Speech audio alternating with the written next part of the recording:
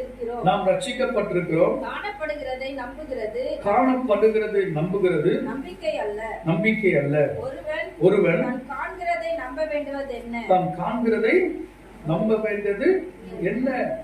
ஆண்டவர் கண்டு விசுவாசிக்கிறவனை காட்டிலும் காணாமல் விசுவாசிக்கிறவன் பாக்கியவான். எதை நம்பணும்?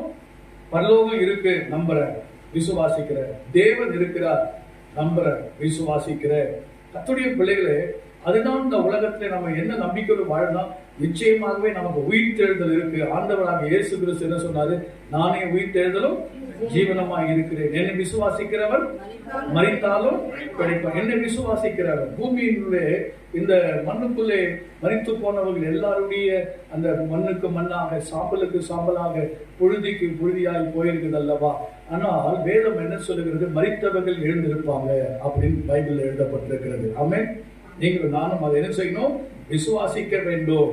அப்போ காணாததை நம்ம காண்கிறதை விசுவாசிக்கிறது விசுவாசம் அல்ல.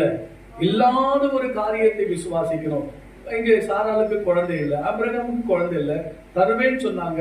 ஆனா என்ன செய்தாங்க? அவங்க விசுவாசித்தாங்க. அது அவர்களுக்கு நீதியாக எண்ணப்பட்டது என்று வேதத்திலே வாசிக்கிறோம்.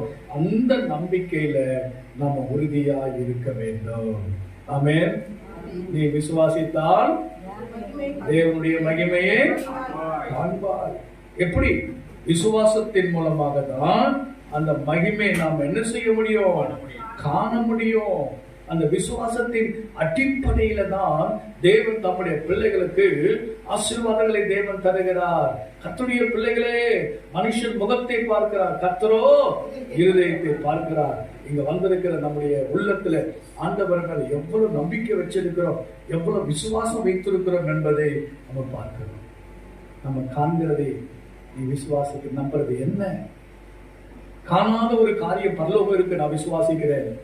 எனக்காக அப்பா ஒரு வீட்டை கட்டி கொண்டிருக்கிறார், அதை நான் விசுவாசிக்கிறேன். என் ராஜா, என் மணவாளன் இயேசு வரப்போகிறார், அதை நான் விசுவாசிக்கிறேன். அதுதான் நாம் விசுவாசிக்க வேண்டும். அதுதான் நம்முடைய வாழ்க்கை நம்பிக்கை.